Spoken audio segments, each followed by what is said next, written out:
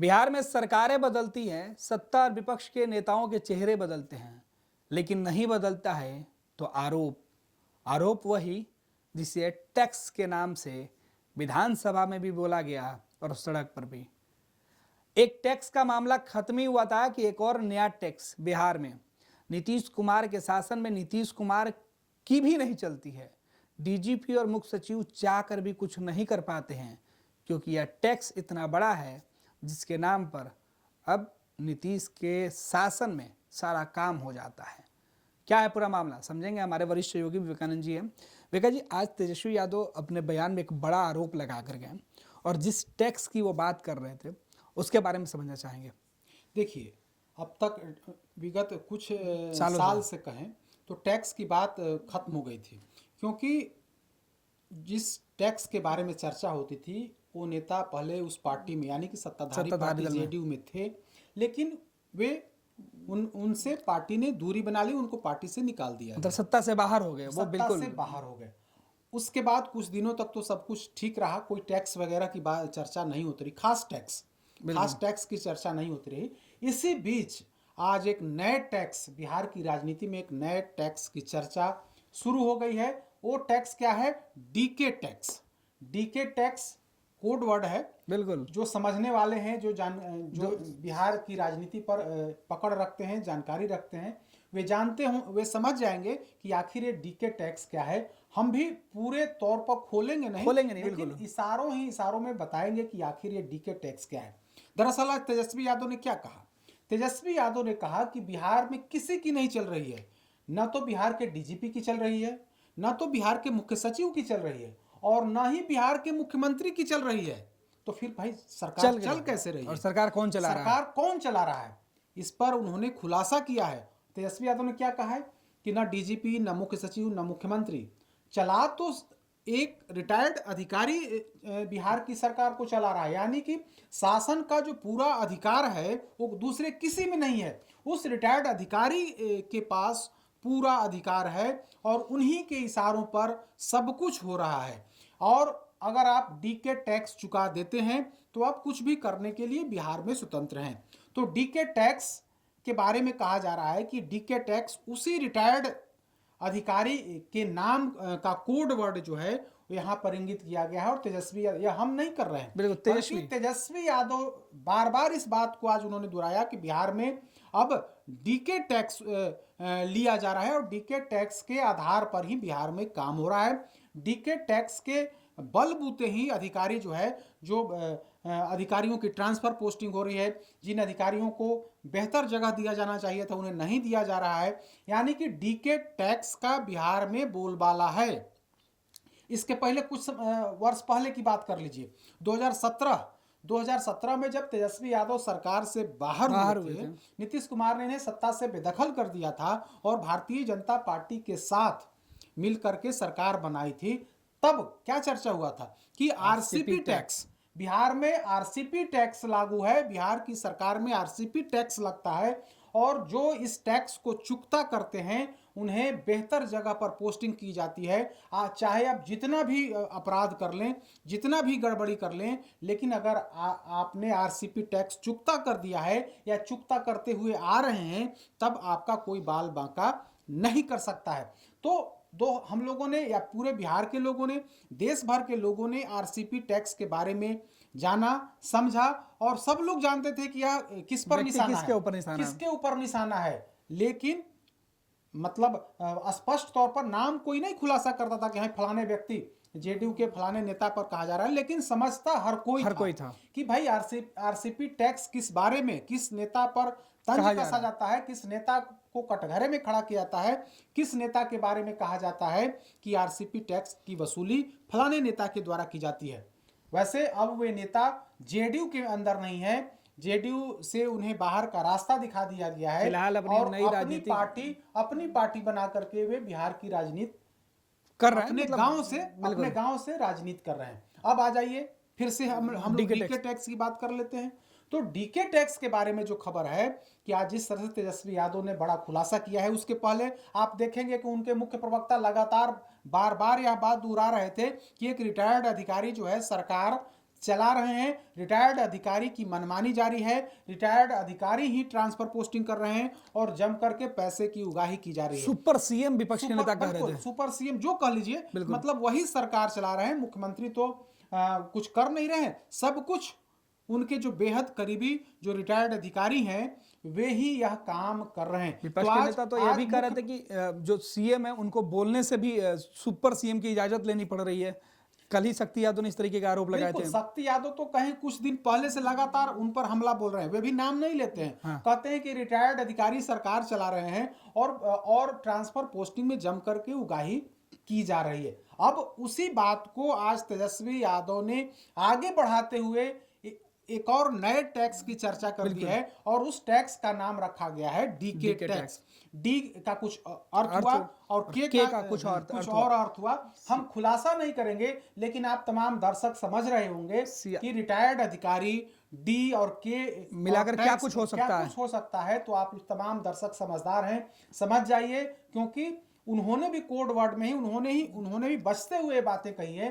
तो मेरा भी धर्म बनता है मैं भी किसी व्यक्ति का नाम का खुलासा नहीं करूं, लेकिन जानने वाले समझने वाले सब कुछ समझ रहे हैं कि आखिर तेजस्वी यादव ने किस पर निशाना साधा है, उनकी पार्टी के नेता किस पर निशाना साध रहे हैं। ऐसा लगता है कि निशाने पर लेने के पीछे, इसके पीछे की भी कोई रणनीति, बिल्कुल कोई वजह रही है, कोई एक रणनीति है, ताकि इन लोगों को लगता है कि अगर हम वहां पर हमला बोलेंगे तो निश्चित तौर पर वहां पर परेशानी होगी। और वैसे स्थिति में आप देखेंगे तो आरजेडी पहले निचले स्तर के नेता उन पर हमला बोल रहे थे और अब जो है तेजस्वी यादव ने उन पर सीधा हमला बोला है और कहा है कि बिहार में किसी की नहीं चल रही है। दोनों डिप्टी सीएम की बात तो छोड़ ही दीजिए, बिहार के मुख्य सचिव और डीजीपी की नहीं चल रही है। अब वे कैसे ये बात कह रहे हैं या वही बता सकते हैं, लेकिन उनका यह आरोप है कि डीजीपी की बात नहीं सुनी जा रही है और मुख्य सचिव की भी सरकार में नहीं चल रही है। और मुख्यमंत्री तो लाचार हैं ही, मुख्यमंत्री तो बीमार हैं ही, इनकी बात की कौन करे। अब तो सरकार सिर्फ और सिर्फ एक व्यक्ति, एक रिटायर्ड अधिकारी जो है वो सरकार जो है चला रहा है। रेखा जी, तेजस्वी यादव के जो आरोप है बड़े संगीन आरोप हैं। जिस तरीके से उन्होंने आज संगीन आरोप लगाते हुए खुलासा किया है, क्या लगता है कि बिहार की सियासत अब इस नए टैक्स की चर्चा करेगी? बिल्कुल, आज से तो यह चर्चा शुरू ही हो गई ना। हम तमाम लोगों ने नई बात सुनी। बिल्कुल। और अभी तक हम लोग आरसीपी टैक्स के बारे में चर्चा करते थे। बिहार के लोग जानते थे कि कोई एक आरसीपी टैक्स हुआ करता था, पता नहीं मतलब उसमें क्या होता था, ये तेजस्वी यादव बताएंगे। लेकिन यह चर्चा हम लोग भी सुनते थे कि बिना आरसीपी टैक्स दिए हुए सरकार में कोई काम नहीं होता है।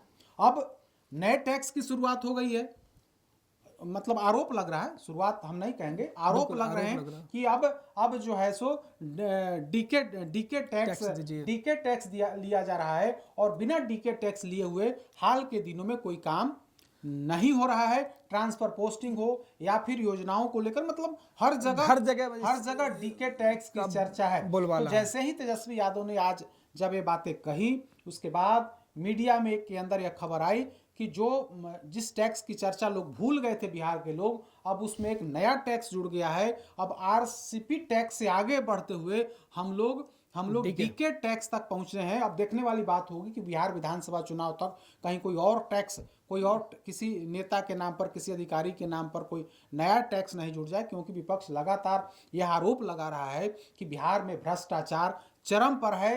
बिना चढ़ावे के कोई एक काम संभव नहीं है बिहार में।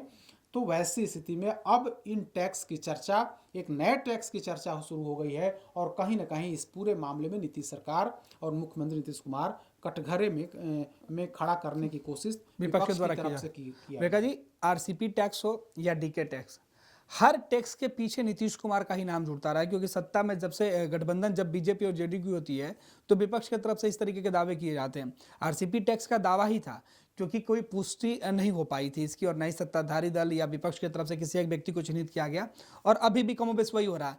लेकिन नीतीश कुमार को सीधे जो विपक्ष आज से पहले जो अटैक करता था, नीतीश कुमार की नाकामियों को गिना रहा था, अब डीके टैक्स के माध्यम से वो कह रहा है कि नीतीश कुमार जहां विफल हो जा रहे हैं वहां यह टैक्स आ रहा है और आप कितने भी दागदार हो, इस टैक्स के सहारे आप हर बैतरनी पार कर सकते हैं। देखिए, चेहरा तो नीतीश कुमार ही है ना। बिल्कुल, नीतीश कुमार बिहार के मुख्यमंत्री हैं 2005 से लेकर के अभी तक। बीच का अगर जीतन राम मांझी का कुछ समय छोड़ दिया जाए तो चेहरा तो नीतीश कुमार है।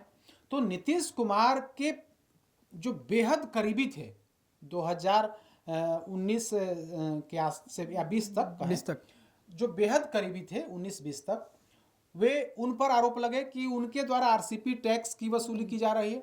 उन्हीं पर आरोप लगता था कि जो नीतीश कुमार के दाएं बाएं रहते थे, मतलब जो उनके मतलब सबसे करीबी, नीतीश कुमार की परछाई बोल सकते हैं उनकी सियासत में, परछाई बिल्कुल बोल सकते हैं आप। नीतीश कुमार के जो सबसे करीबी हुआ करते थे, नीतीश कुमार बिना उनके, नीतीश कुमार का रणनीतिकार कह बिल्कुल, सकते हैं, बिल्कुल, आप जो कह लीजिए, अधिकारी से या नेता बने थे, उनकी पार्टी के रणनीतिकार, वो अधिकारी से नेता बने थे। तो जो अधिकारी रहते हुए भी नीतीश कुमार के बेहद करीबी थे, बिल्कुल, और जब वे नेता बने तब भी नीतीश कुमार के बेहद करीबी रहे।